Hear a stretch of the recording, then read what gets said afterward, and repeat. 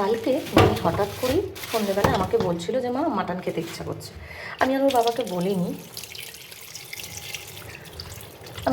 সেটা বলিনি। ও বললো বলতে হবে না, থাক, বাবার রবিবার আনা যাবে। তো হঠাৎ করেই ওর বাবা দেখি সকালবেলায় উঠে পুজো দিয়ে মাটন নিয়ে হাজির।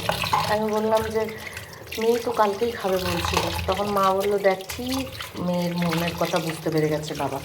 আর সত্যি মানে ওর বাবার যেন প্রাণ ভোমরা, মানে কী বলবো, বাবা সব কিছু বুঝতে পেরে যায় ওর মুখ দেখলে। যেটা মা বোঝে সেটা ওর বাবাও বুঝতে পারে। তো চলো রান্নাটা করে ফেলি। দেখো মশলাটা আগে করে নেবো। এই যে মাংস ধুয়ে রেখে দিয়েছি থালায়, আর এখানে রয়েছে ধনের গুঁড়ো, জিরের গুঁড়ো, শুকনো লঙ্কা, কাঁচা লঙ্কা, পেঁয়াজ, আদা, রসুন। তো চলো আগে পেস্টটা বানাই। তো মশলা হয়ে গেছে, এবার দেখো মাংসগুলোকে আমি তুলে নেবো এর মধ্যে। একদম রেয়াজি মাংস। এরপর দেব কুচনো পেঁয়াজ, দেব তেজপাতা, এইবার দিয়ে দেবো টমেটো কুচি। ঠিক আছে,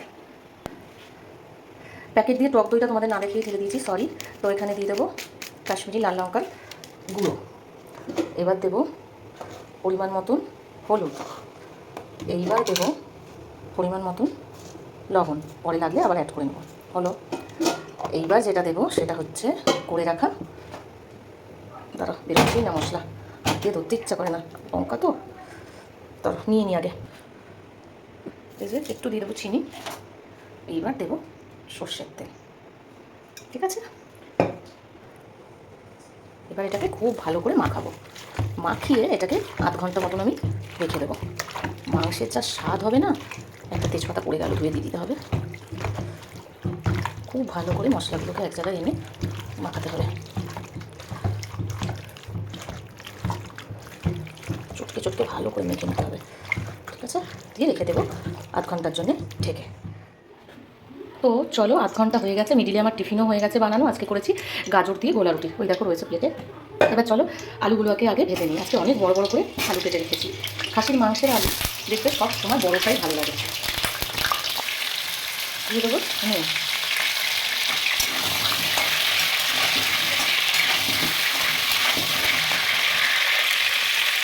দেবো হলুদের গুঁড়ো।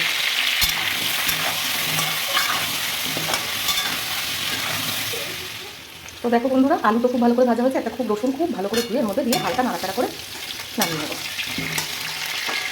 আলুগুলো তুলে ফেলি। তো দেখলে আলুগুলো খুব সুন্দর কড়া করে ভেজে নিয়েছি। এরপর ওই তেলের মধ্যেই আমি দিয়ে দেবো মেখে রাখা মাংস। হাতে মেখে রাখা মাংসের যে কী স্বাদ বন্ধুরা, তোমাদের বলে বোঝাতে পারবো না। এটা এরকমভাবে না মুরগির মাংস রান্না করলেও খুব ভালো লাগে। একটা কেমন যেন ওটাতেও একটা মাটন ভাব চলে আসে। মাঝে মাঝে করি। তো এবার এরকমভাবে হাই ফ্লেমেই কষাতে থাকতে হবে। তারপর দিয়ে দিয়েছি আমি মিট মশলা। এটা তোমরা চাইলে দিতে পারো, না ইচ্ছে হলে তোমরা গরম মশলাও ইউজ করতে পারো। আমি মিট মশলাটা মাংসে দিই, আমার ভীষণ ভালো লাগে। এবার যেটা দিলাম ঘি, এই কষানো অবস্থাতেই মানে অর্ধেক কষে যাবে যখন, তখন দিয়ে দেবো মিট মশলা আর ঘি দিয়ে আবারও কষাতে থাকবো। ঠিক আছে, তারপর দিয়ে দেবো ওর মধ্যে কিছুটা কাঁচা লঙ্কা ফাটিয়ে। তোমরা যে যেমন ঝাল খাও সেই আন্দাজে দেবে। চাইলে তোমরা গোলমরিচের গুঁড়ো দিতে পারো, কিন্তু আমি দেবো না, আমি দিইনি। এইবার দেখো কষাতে জাস্ট কালারটা কি এসছে, অসাধারণ।